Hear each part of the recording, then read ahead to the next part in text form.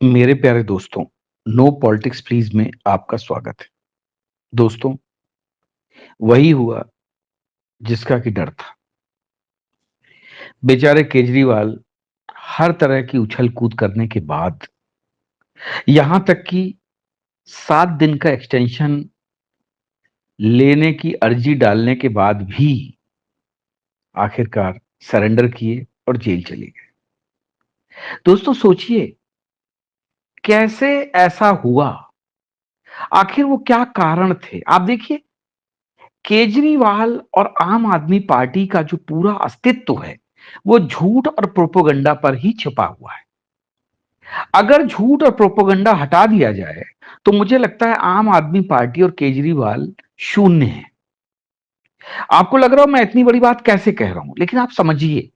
देखिए, वो आदमी जो कि जेल से छूटने के बाद 1 घंटे भी नहीं रुका और चुनाव प्रचार करता रहा, लेकिन जब 2 जून का समय पास आया तो एप्लीकेशन कोर्ट में डाल रहा है कि साहब मुझे टेस्ट करवाने हैं, मेरी तबीयत नहीं ठीक है, मुझे 1 हफ्ते का और समय दिया जाए।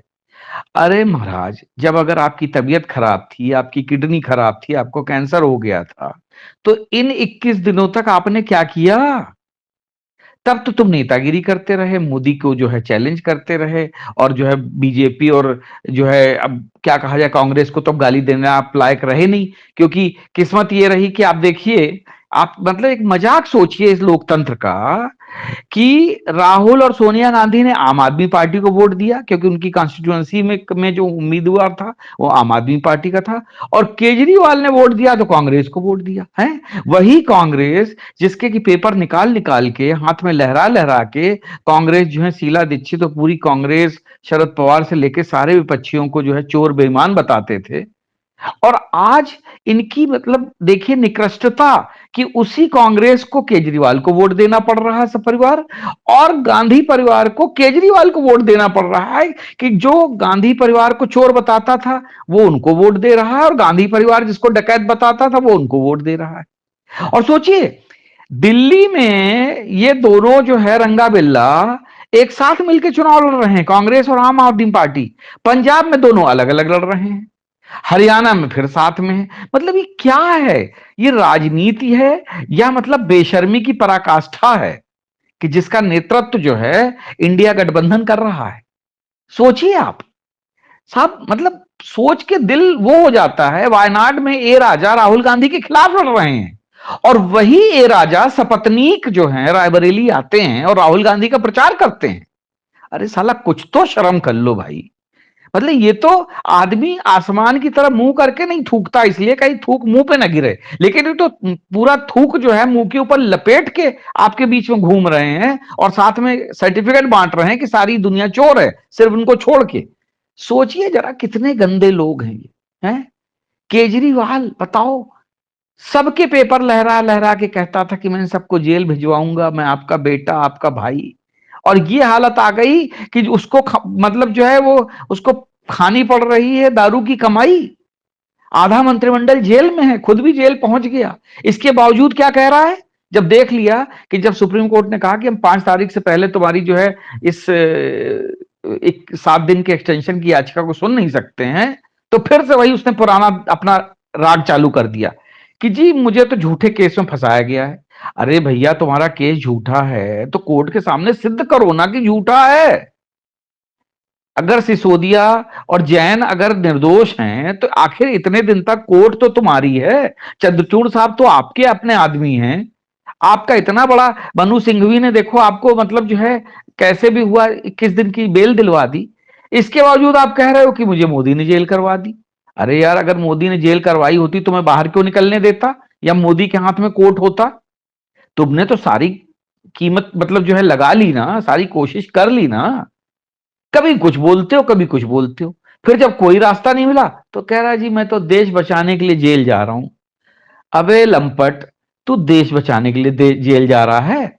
भाई, तू तुमने जो कर्म किए, तुमने जो भ्रष्टाचार किया, तुमने जो शराब के ठेके खुलवाए, उसके कारण तुम जेल जा रहे हो। तुम क्या देश बचाओगे? देश तुमसे बच जाए ये बहुत बड़ी बात होगी, क्योंकि तुम तो देश को लूटने, खाने और बर्बाद करने के लिए ही पैदा हुए हो। कभी अपने पिताजी माताजी को ले आते हो। आप फोटो देखिए, जब ये भाई साहब जेल जा रहे हैं, जैसे इनकी पूरी मतलब इन लोगों की एक, ये आम आदमी पार्टी की एक वो बनी हुई है ट्रेल। जब सत्येंद्र जैन गए तो अपने माता पिता से आशीर्वाद लेके जेल गए, जैसे मानो कि वो मतलब स्वतंत्रता संग्राम में भाग लेने जा रहे हो। यही ड्रामा सिसोदिया ने किया, यही ड्रामा संजय सिंह ने किया, और अभी यही ड्रामा जो है अपने माननीय सर जी कर रहे हैं। आप देखिए उनके पिताजी हाथ जोड़ के खड़े हुए। अरे यार, लड़का बाप के आगे हाथ जोड़ता है, बाप थोड़ी ना उसको हाथ जोड़ के विदाई देता है, वो तो आशीर्वाद देने के लिए हाथ खड़ा करता है। लेकिन चूंकि फोटोशॉप है और इनका जो है वो चल रहा है। पहले देखिए आप कि ईडी हमारे माँ बाप को प्रताड़ित कर रही है, बंदा जो है अपने माँ बाप को घसीटते हुए जो है बाहर अपने लॉन में लेके घुमा रहा है, और तीसरे दिन वही माँ बाप जब वोट डालने जा रहे हैं तो वहां पे बढ़िया खड़े होके पोज दे रहे हैं। मतलब सोचो यार, ये लोग कितने बड़े मक्कार आदमी हैं। ये लोग कुछ भी कर सकते हैं जनता को बेवकूफ बनाने के लिए, भ्रमित करने के लिए, है। मतलब इनको कोई भी शर्म लिहाज नहीं है। उधर देखो वो बेचारी वो मालीवाल, उसको जो है इन्होंने पीट पाट के किनारे कर दिया। वैसे तो ये सारी महिलाओं की इज्जत बचाने के लिए जो है दिल्ली के बेटा थे, लाल थे, और मतलब जो है भाई थे, लेकिन उसको स्वाति मालीवाल को पीटने में ये कुछ भी नहीं है। इंटरव्यू देखिए जी, ये तो कानून का विषय है। अरे यार, वैसे तो तुम कोई भी घटना हो जाए तो फिर कानून का विषय तो मणिपुर भी है। मणिपुर में जो भी हुआ कानून उसका काम कर रहा है ना, जो कानून सजा देगा दे देगा। फिर क्यों तुम उस पर मतलब जो प्रधानमंत्री को घसीट रहे हो।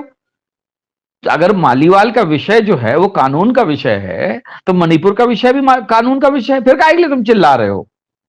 लेकिन नहीं साहब, जो मुझे अच्छा लग रहा है वही सच है। जैसे कि वो गोदी मीडिया वर्सेस चमचे मीडिया का चल रहा है।